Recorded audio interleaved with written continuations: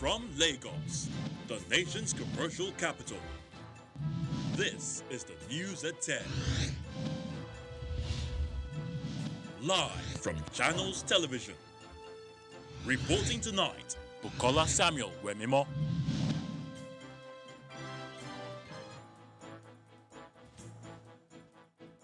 Hello and welcome. Tonight, rocket attack on Maiduguri concerning. Federal government admits, but says terrorists failed to achieve their objective. Assures of safety in Abuja.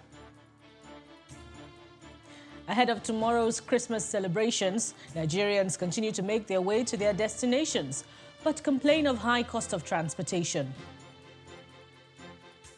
The president felicitates with Christians on the occasion of Christmas, urges Nigerians to embrace vaccination and look for silver lining in the middle of a pandemic. And thousands of Christmas flights cancelled amid new restrictions to check Omicron spread. Plus, international news from our London studio.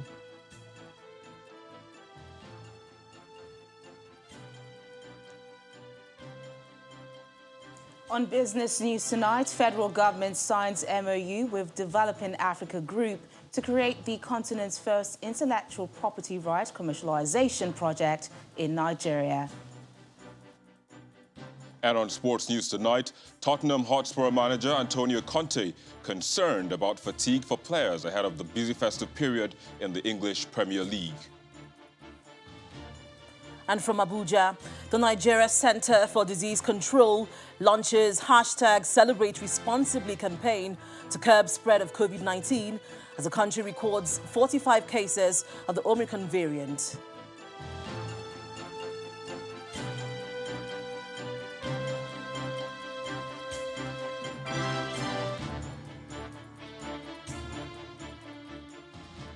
The federal government appears slightly unsettled by events of Thursday, hours before the scheduled visit of the president to the Borno state capital, when suspected ISWAP terrorists fired rockets into parts of Maiduguri, the Borno state capital.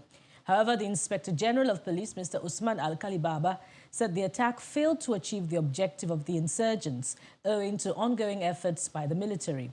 The police boss was speaking after an emergency National Security Council meeting presided over by President Muhammadu Buhari at the State House. Here's our correspondent, Gloria Umezoke, with the details. Hours after the president's return from his trip to Maiduguri, he presides over an emergency National Security Council meeting at the State House. The Vice President, Professor Yemi Osinbajo, and all service chiefs were present at the meeting as the protracted attacks by terrorists and criminals became central, particularly after rockets were fired into the Maiduguri airport shortly before the president's visit. The Inspector General of Police, Mr. Usman Alkali Baba, is worried about the attack, but believes that the brazen move by the terrorists was largely a failed mission. They are launching into major towns. They are launched in Maiduguri. It is a concern, and it has been seriously checkmate, and there are efforts to continuously checkmate it. But to a large extent, they have not achieved much of what they have intended to achieve because of the situation that the security agencies, particularly the military, put in place.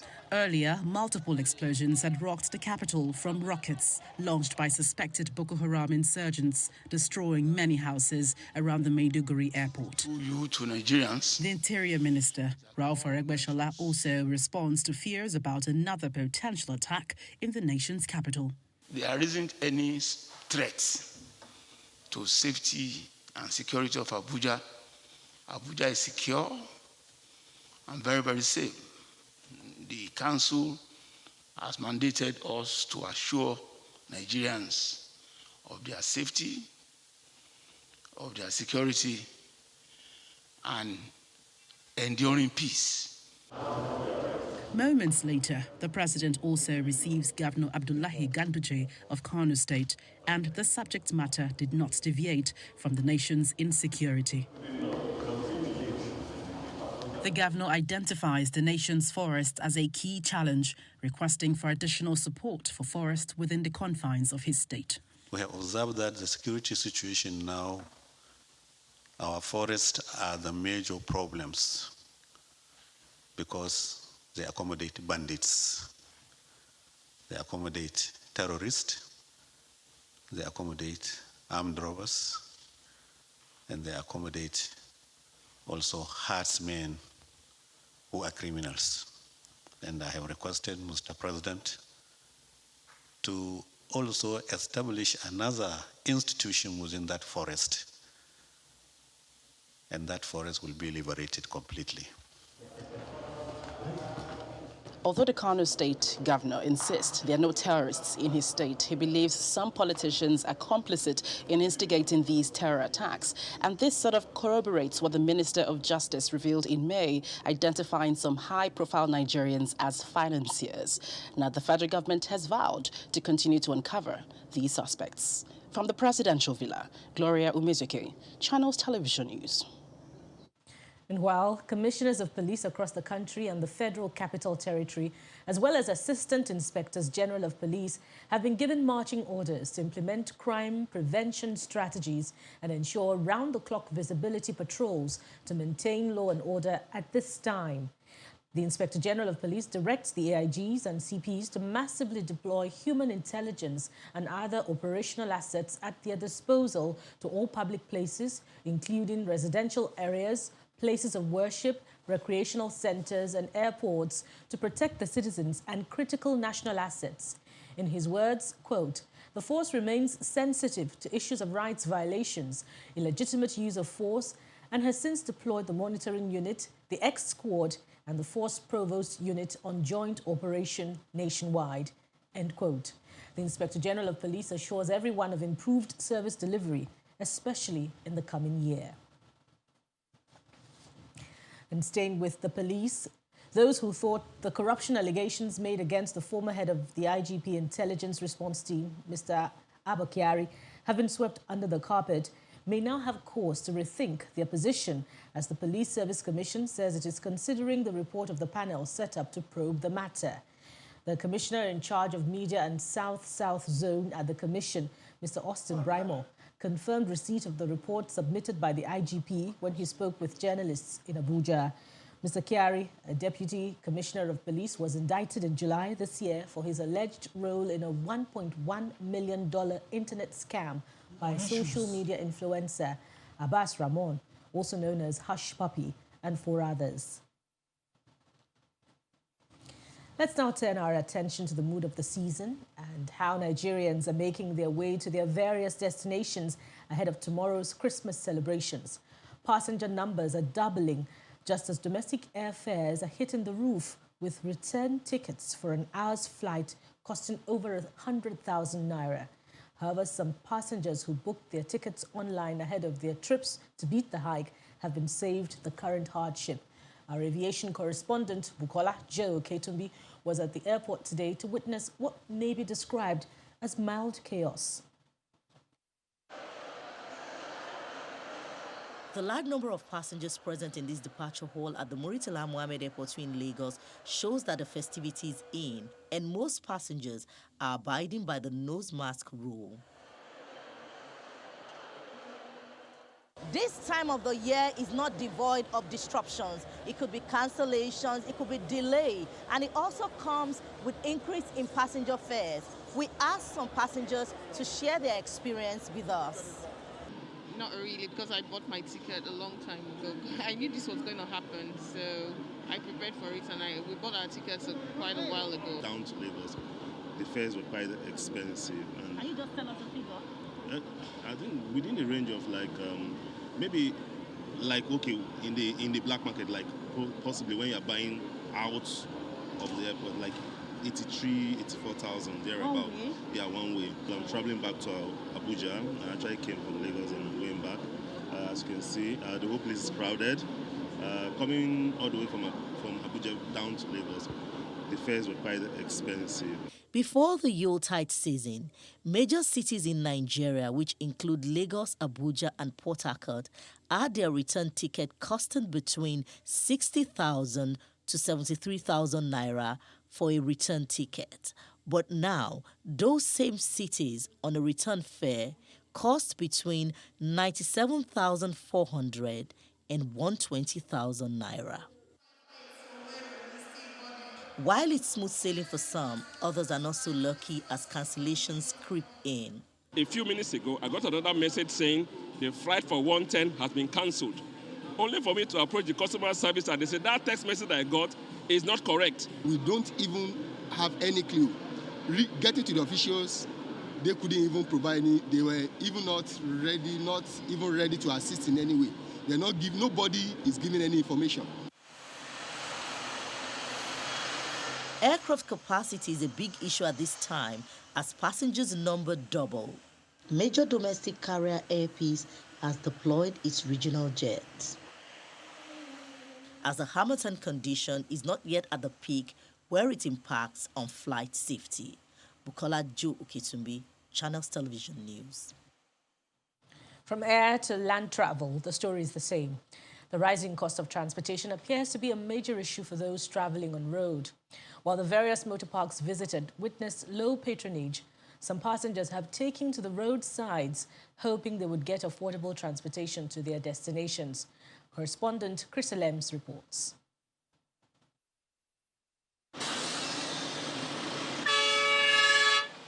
Vehicles from the Lagos end pour in their numbers onto the ever-busy Lagos-Ibadan Expressway as preparation for the festive period reaches a high tempo.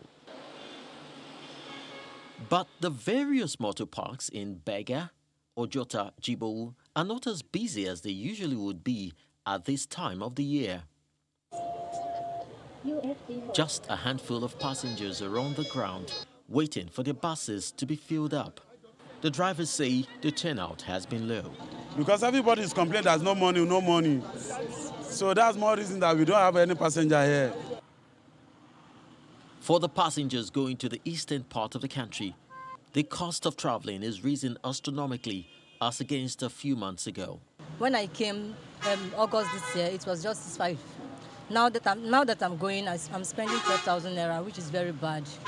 And I came here with 20,000 naira, so we can buy 2 tickets, 10,000 naira. But I came here, they tell me 30,000 naira for 2 of us. So it was very, very annoying. The situation appears different for those heading to other western states. Under my chairman, they don't allow us to increase 1 naira to the transport. When we're carrying from January to December is what they're carrying today. It's 3-1. No complaining, no increase, no reduction. The price seems fair. It seems fair enough because we know we're actually in the festive period and you're conversant with stuff that it goes up, but the price is okay. Desperation seems to have led a few others seeking affordable fare to the roadside despite the heavy security risk involved. So entering at the park does not guarantee safe journey to where we are going to. What we just want is for them to bring down the price for us to get to where we are going to safely. However, Amuchi Elumelu, a transport consultant, says several factors including insecurity, despite the multiplicity of police checkpoints, and rising cost of spare parts are partly responsible for the current situation faced by travelers. Then you have the high-handedness of officials, people collecting money on behalf of local government, and so, this tout, on the road, stopping people, disturbing passengers, disturbing the transporters. So it's a bad time, for transporters. Meanwhile, in the spirit of the season, the federal government has declared free train rides for passengers from December 24th to 4th of January 2022. A statement released through the Ministry of Transportation says all COVID-19 protocols are to be strictly adhered to during such rides. The challenges notwithstanding, Lagosians are on the move to go spend the holidays with their loved ones wherever they are, while those left behind would want to relish the free flow of traffic that usually characterizes Lagos roads at this time of the year. The general expectation is that the new year ushers in a new beginning. Chris Elems, Channels Television News. In part 2, after the break, the president felicitates with Christians at Christmas, urges Nigerians to embrace vaccination and look for silver lining in the middle of a pandemic. Stay with us.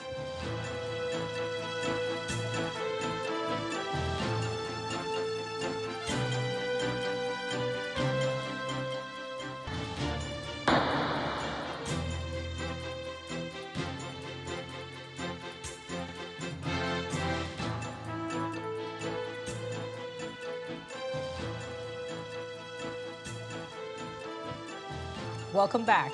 If you've just joined us, you're watching the news at 10 live on Channels Television Lagos. Here's a reminder of our top stories. Rocket attack on Maiduguri concerning. Federal government admits, but says terrorists failed to achieve their objective, assures of safety in Abuja. Ahead of tomorrow's Christmas celebrations, Nigerians continue to make their way to their destinations, but complain of high cost of transportation. The president felicitates with Christians on the occasion of Christmas, urges Nigerians to embrace vaccination and look for silver lining in the middle of a pandemic. And thousands of Christmas flights cancelled amid new restrictions to check Omicron spread.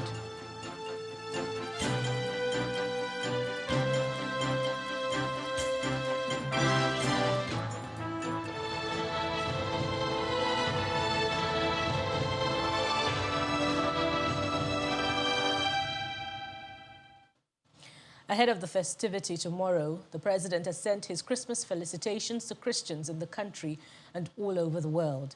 In his message, President Muhammadu Buhari asks Nigerians to look for a silver lining in the second consecutive Christmas occurring in the middle of a pandemic. He also urges citizens to get vaccinated. In his words, "I want to use this opportunity to appeal to our dear citizens to embrace vaccination, which is the best scientifically known bulwark against the pandemic." He recommends security forces and highlights the need to intensify efforts against insecurity, not only in Nigeria, but also in the West African sub-region. He says, quote, "Let us utilize the opportunity that this festive period brings to encourage ourselves so that the machinations of the wicked ones in our midst will find no place to thrive." End quote. The president also asks Nigerians to spare moments to reach out to the less privileged while felicitating with family and friends. Time now for more on the news at 10 from our Abuja studios, and my colleague Linda Kigbe brings us more. Hello, Linda. Hello, Bukola. Compliments of the season. In the meantime, the Nigeria Center for Disease Control has launched the hashtag Celebrate Responsibly campaign, which focuses on ensuring Nigerians adhere to public health guidelines during the Yuletide season. According to the Director General of the Center, Dr. Ifedayo Adetifa, Nigeria has recorded 45 cases of the Omicron variant. He was speaking at a virtual interactive session with journalists, during which he explained that most of the cases are not among the travelers from outside the country. Correspondent Kayla Megwa reports. Fellow Nigerians, the Director General of the Nigeria Center for Disease Control, Dr. Ifedayo Adetifa, is just 2 months into his new job, and he walked straight into the third wave of the COVID-19 pandemic, and now it is the fourth wave. In this Yuletide season. As the country navigates the Yuletide celebrations, the center is launching a Celebrate Responsibly campaign at this virtual interactive session with journalists. This involves, of course, fully adhering to all the public health safety measures, mask use especially, physical distancing, hand washing, getting vaccinated, avoiding, gatherings, crowding, especially in the indoor spaces.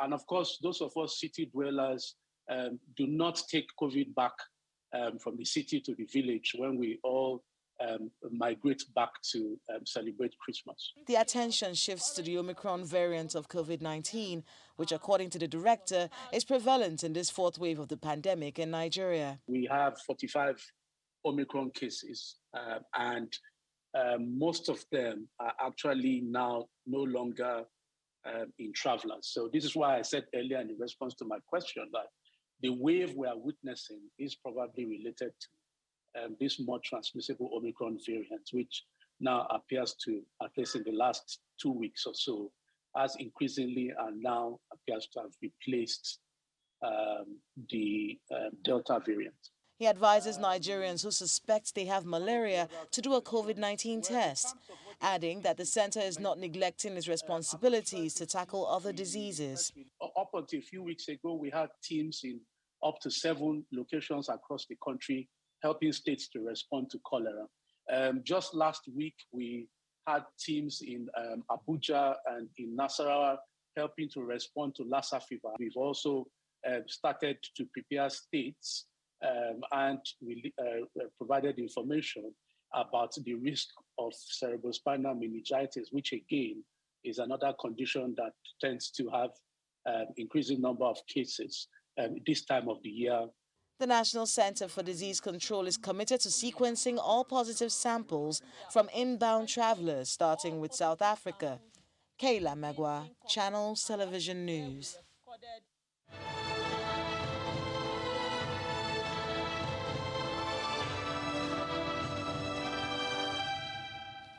Now, after the outcry trailing the National Assembly's decision to postpone action on the president's refusal to sign the Electoral Act Amendment Bill, Senate President says the Assembly's final decision on the matter will be in national interest. Senator Ahmed was speaking after a visit to the presidential villa. That I think is no more an issue. Mr. President has withheld assent and he has written to us in the National Assembly. So the matter is not whether I'm surprised or not. I shouldn't express any surprise because we have our own processes. He has his own, and we did our own, and he has done his own now. So the ball is in our court for us to look at the observations Mr. President has raised and see how we react to the observations Mr. President have raised. But I want to say this, that at the end of the day, what will come out of all these processes will be to the benefit of our electoral processes. It will be an outcome that will ensure that INEC is able to monitor these processes properly, that our political parties are also able to be strong, that at the end of the day, Nigerians should have an electoral act amended to make the election of Nigerians into various offices very, very transparent, full of integrity, and of course we will be proud at the end of the day that we are part of that history of amending the Electoral Act to make our electoral processes better. In other stories, over 300 billion naira is the amount the federal government spends yearly as stipends to beneficiaries of the Social Investment Program. The national coordinator of the program, Dr. Umar Bindu, explains that the government is committed to increasing funding for the program.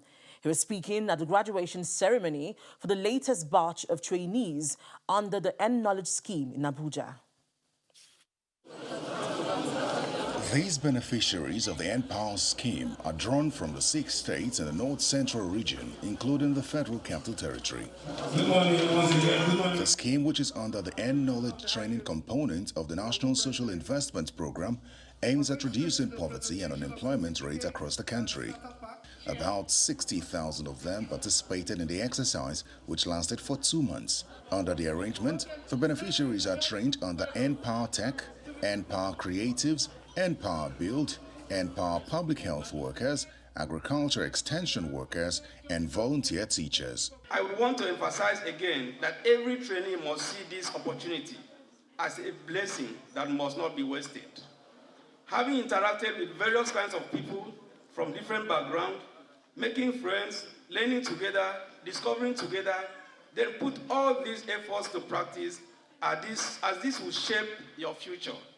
Each of the beneficiaries is expected to get a monthly stipend of 10,000 naira for a period of 9 months, which includes their period of apprenticeship. The non-graduates have packages, as you can see, computers, welding facilities and so on, and soldering facilities and so on. They take this as their own starter packs. After being trained, they can actually go and do their own businesses. So it is, as I said, very ambitious. And the government is investing, as I said before, between 300 to 400 billion naira every year to sustain this program. Starter packs and certificates were issued to the beneficiaries to mark the end of the training. I learned about landscaping, video editing, graphic design, so much more that I know that living here, I could see how greatness here is, because we are not just taught, we are not just groomed, we are giving up, we are also giving the equipment to better ourselves, to eradicate poverty from our lives.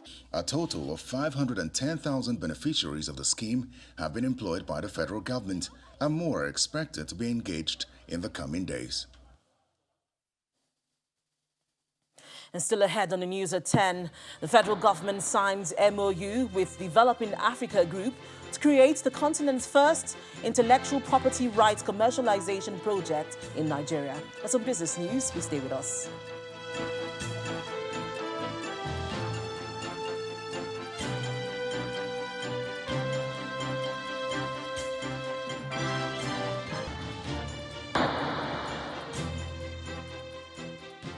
Welcome back.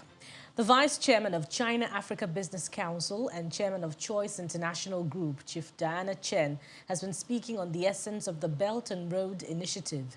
It is an infrastructure development strategy adopted by China as its plan to contribute to global development.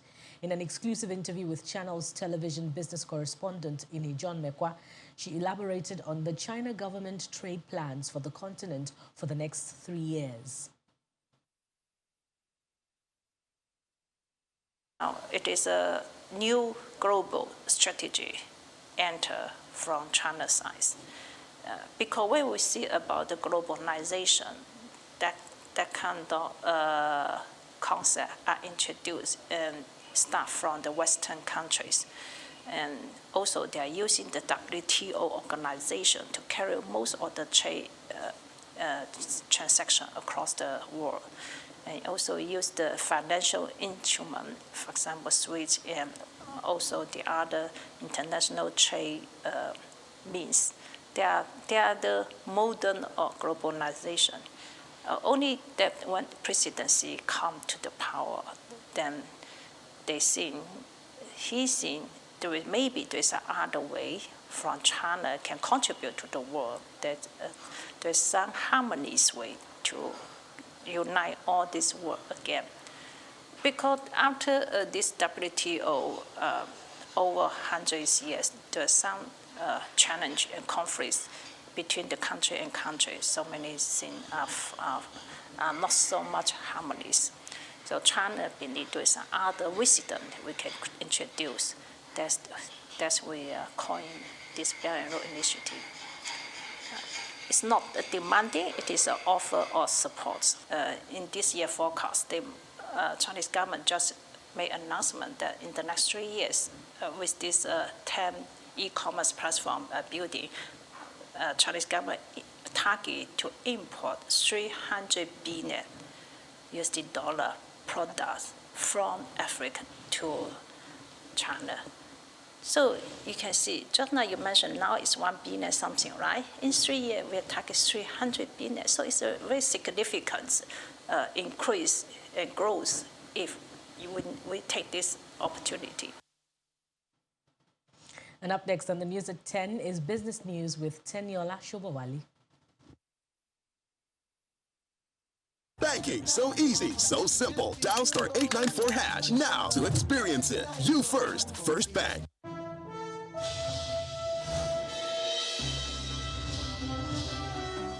Thanks a lot, Bukola. Welcome to Business News. The federal government has signed a memorandum of understanding with the UK-based Developing Africa Group to create the continent's first intellectual property rights commercialization project in the country.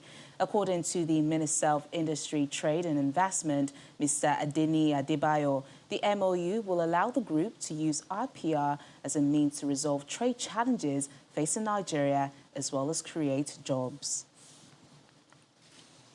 The high cost of commodities is affecting the purchasing power of residents in Lagos State as they make last-hour purchases for the Christmas celebration. Sellers are also complaining of lower patronage compared to the 2020 Christmas celebrations. Our correspondent, Will Ibong, reports. Everyone looks forward to Christmas, irrespective of age, status, as well as location.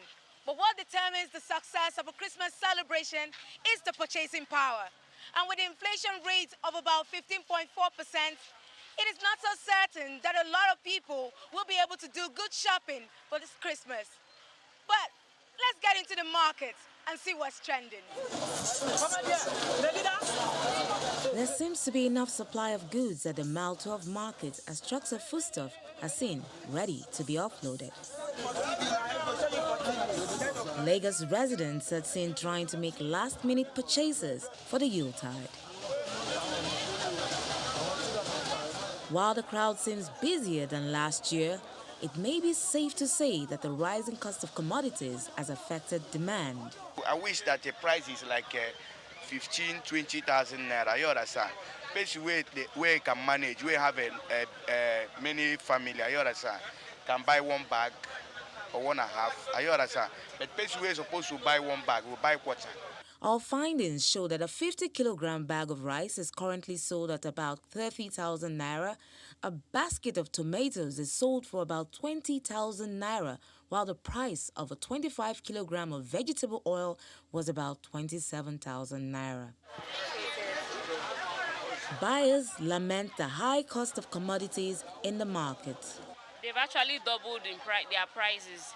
You know, what you get for 5,000 is now 10,000 naira. Even prior to Christmas period, the things have been high. Everything like doubled up the price, everything. Some blame the hike in food prices on security in the northern part of the country, which affect transportation of goods. The price of diesel is high because diesel per liter now, there are some filling stations you go, you buy it at the rate of 350, others 360. And secondly, the lack of good roads. We have a challenging of insecurity in the north, whereby farmers cannot move to their farm to go and farm their produce. So this challenge has caused a lot of problem to the farmers and has give contribution to the increment of the price of the product. At the Kara Cattle Market, located along the Lagos-Ibadan Expressway, the situation is the same as buyers lament hike in the cost of livestock. Now, the equities market made a U-turn into positive territory in today's session. Will Ibong has the summary.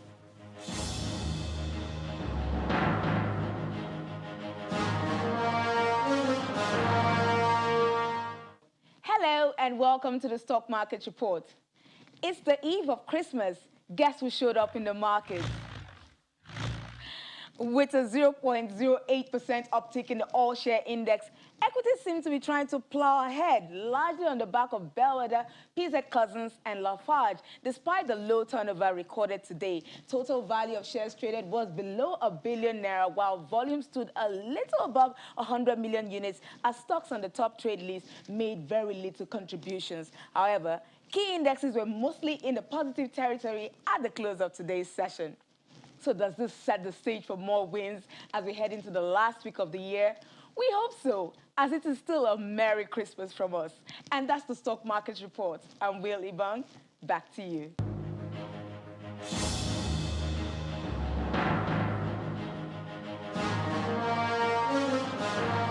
Thanks a lot, Will. Let's check out the closing numbers for other major equities around the world.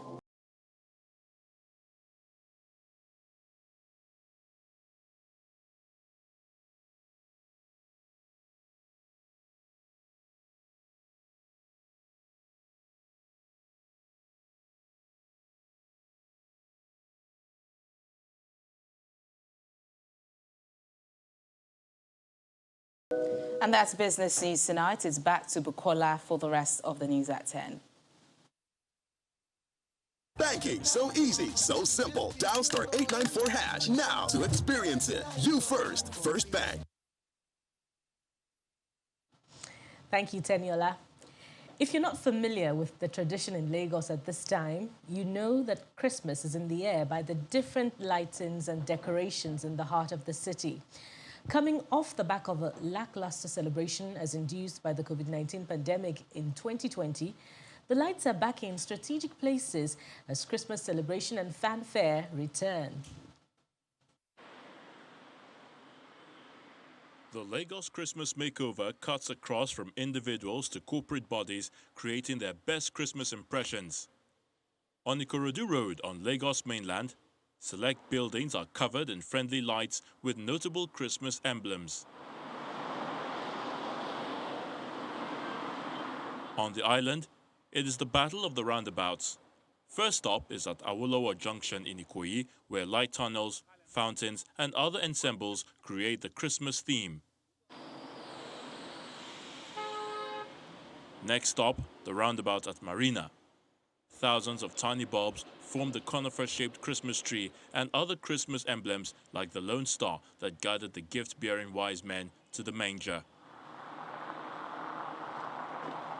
And if there was a prize for best decoration, it would go to the Ajose Adeogun roundabout on Victoria Island. First, the entire stretch of the road takes a different look, creating an ambience of festivity. The roundabout this year houses a giant light castle surrounded by stars, and many are already basking in its beauty. It feels like culture at this point in time, so when it wasn't here like last year, or we didn't get to see it, it was kind of like a difference. There was a difference in the vibe of Christmas, so I feel like this being back really like puts you in that mood. People stop by, take pictures. It's such a nice place to be. Lightings and decorations have become significant tradition of Christmas celebration across the globe. Now, different reports have tried to trace the origin of this celebration to different periods and different places in time. But one thing is very certain, these decorations have helped embellish and add the glitz to the celebration of Christmas. Abidemi Dairo, Channels Television News. And coming up next, millions face travel disruption around the world as thousands of flights are cancelled to curb Omicron spread. And more international news from our London studio. Stay with us.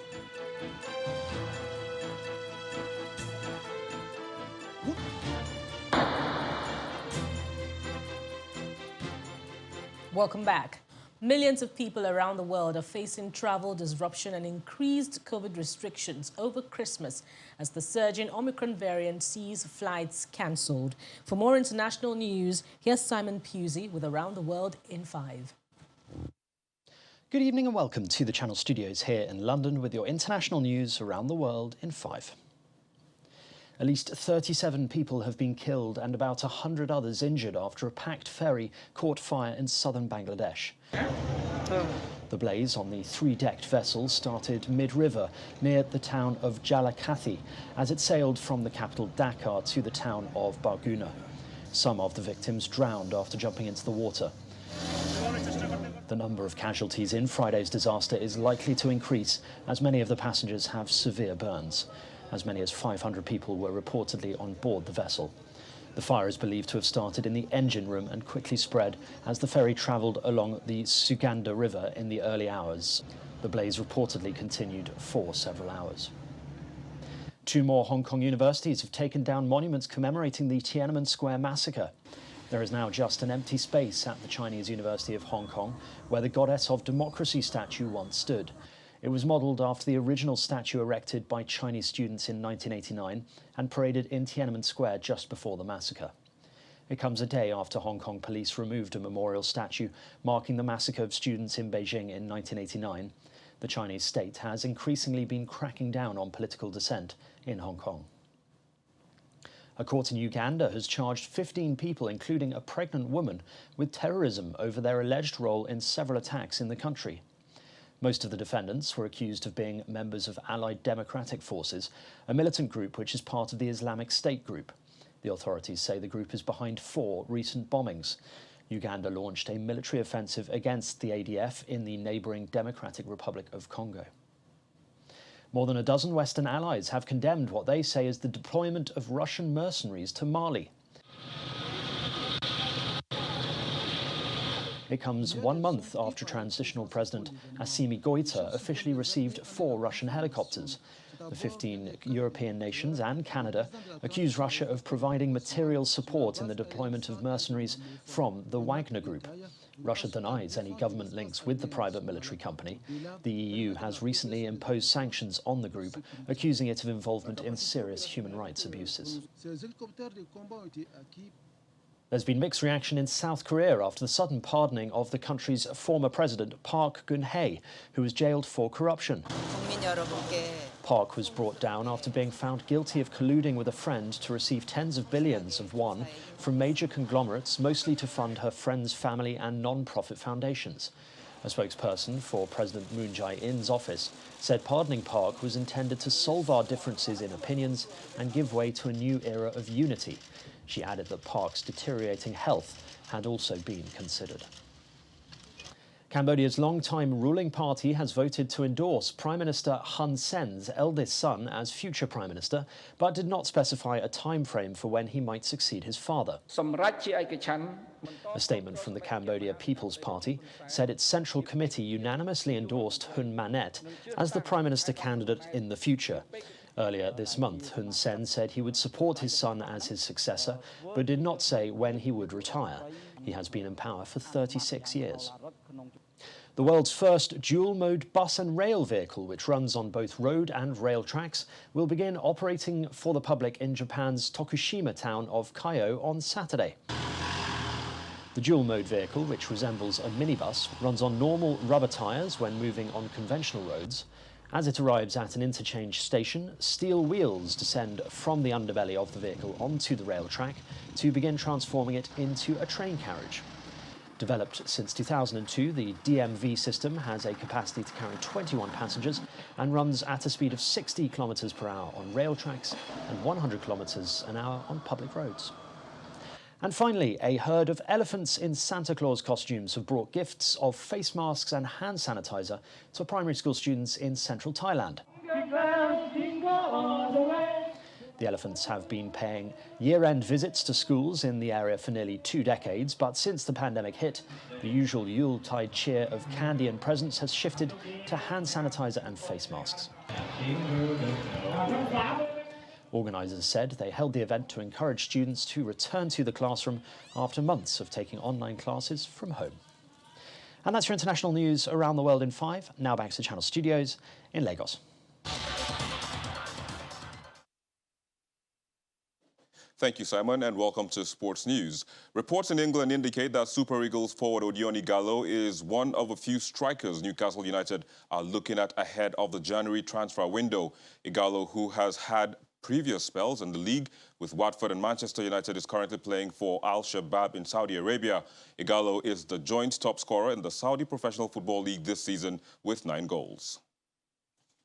And Tottenham Hotspur manager Antonio Conte says he is worried about players' fatigue if those who are recovering from COVID-19 have to play twice in 3 days. Conte's team had to deal with a COVID-19 outbreak earlier this month, which led to 3 games in all competitions being called off.